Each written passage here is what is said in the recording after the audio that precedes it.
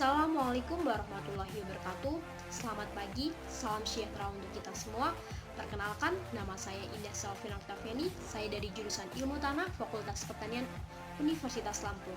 Di sini saya akan mempresentasikan mengenai bahan organik tanah. Sebelum kita memasuki bahan organik tanah, tahukah kalian apa bahan penyusun tanah? Ya, terdapat 4 komponen utama bahan penyusun tanah, yaitu bahan mineral sekitar 45%, bahan organik sekitar 5%, udara 20-30%, air 20-30%. Bahan organik tanah mineral memang sedikit, sekitar kurang lebih 5%, namun memegang peranan penting dalam menentukan kesuburan tanah. Hampir semua kehidupan di dalam tanah tergantung pada bahan organik karena sebagai sumber hara dan energi. Bahan organik tanah berperan penting dalam menentukan sifat fisik, kimia, dan sifat biologi tanah. Minimnya pemberian bahan organik pada tanah menyebabkan terdegradasinya lahan pertanian. Bahan organik tanah merupakan bahan yang ada di dalam atau di permukaan tanah yang berasal dari sisa tumbuhan dan binatang yang mengalami proses dekomposisi sebagian atau seluruhnya. Pengelompokan bahan organik tanah.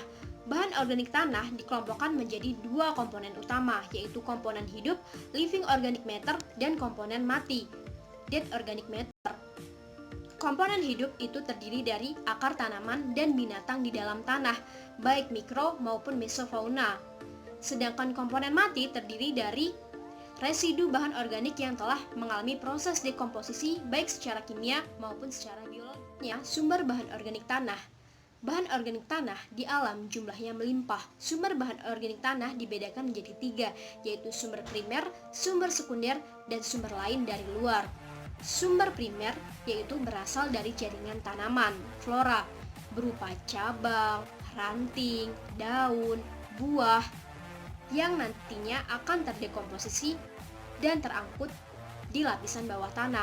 Kemudian sumber sekunder yaitu berasal dari jaringan binatang, yaitu berupa kotoran dan mikrofaunanya.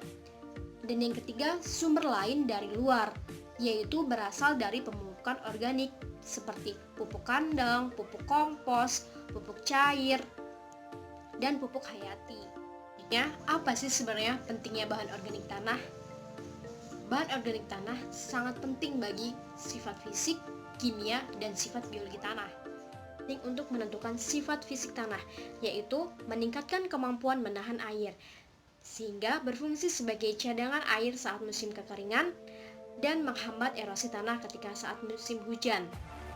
Yang kedua, merangsang granulasi agregat dan memantapkannya, sehingga pori-pori tanah dapat meningkat dan aerasi tanah terjaga. Yang ketiga, memperbaiki struktur tanah menjadi gembur dan remah, sehingga cocok untuk pertumbuhan akar tanaman. Akar tanaman dapat memperluas jelajah akar dan tegaknya tanaman. Dan yang keempat, warna tanah menjadi coklat atau gelap, sehingga tanah akan menyerap radiasi matahari lebih tinggi dibandingkan warna tanah yang cerah, sehingga dapat menstabilkan suhu tanah. Selanjutnya, berperan penting bagi sifat kimia tanah, yaitu menyediakan sumber unsur hara makro, yaitu nitrogen, fosfor, dan sulfur, dan unsur mikro lainnya.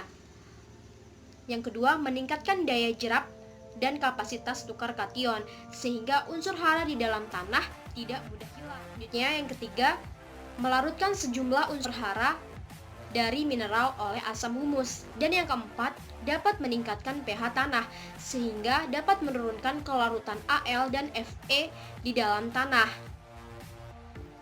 sehingga P yang awalnya terfiksasi oleh Al dan Fe yang tidak dapat diserap oleh tanaman menjadi tersedia bagi tanaman karena diikat oleh bahan organik, yaitu gugus karboksil.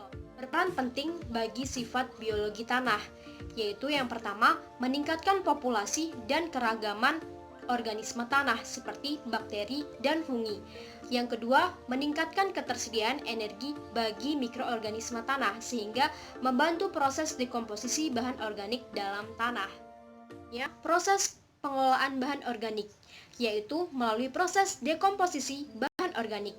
Dekomposisi bahan organik merupakan proses penguraian atau penghancuran bahan organik yang berasal dari tanaman atau binatang yang dibantu oleh biota tanah sehingga dihasilkan senyawa anorganik atau unsur hara yang tersedia bagi tanaman. Proses dekomposisi bahan organik melalui 3 tahapan reaksi, yaitu yang pertama reaksi enzimatik, yaitu reaksi oksidasi senyawa hidrokarbon yang akan menghasilkan produk akhir berupa karbon dioksida, H2O, dan energi panas. Yang kedua, reaksi spesifik, yaitu berupa imobilisasi atau mineralisasi unsur hara esensial berupa hara nitrogen, fosfor, dan belerang. Dan yang ketiga, pembentukan senyawa baru atau turunan yang sangat resisten berupa humus tanah. Ya, proses dekomposisi bahan organik dapat dilihat pada gambar, di mana bahan organik yang mengandung CN rasio tinggi didekomposisikan oleh bantuan mikroba tanah menjadi bahan organik yang memiliki CN rasio yang stabil atau rendah. Hal ini sehingga bahan organik dapat langsung bekerja dalam peningkatan kesuburan tanah, yaitu jenis-jenis bahan organik tanah buatan. Yang pertama ada vermikompos. Vermikompos merupakan produk kompos yang dihasilkan dari makroorganisme cacing tanah jenis lumbricus atau jenis lainnya sebagai pengurai. Yang kedua ada kompos bokasi, merupakan produk pengomposan organik dengan bantuan starter mikroorganisme baik anaerob maupun aerob. Produk-produk yang dihasilkan berupa pupuk kandang, pupuk kompos limbah jerami, pupuk cair, dan pupuk kompos lainnya. Kemudian yang ketiga, biochar. Biochar merupakan arang hasil konversi bahan organik dari proses pembakaran. Sekian presentasi dari saya.